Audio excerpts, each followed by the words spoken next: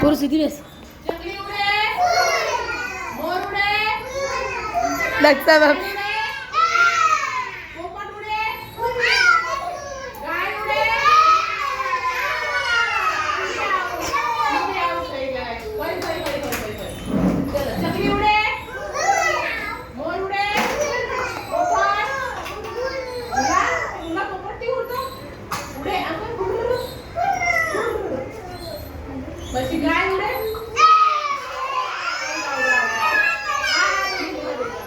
ભેંસ ઉડે. ભેંસ ઉડે. ભેંસ ઉડે.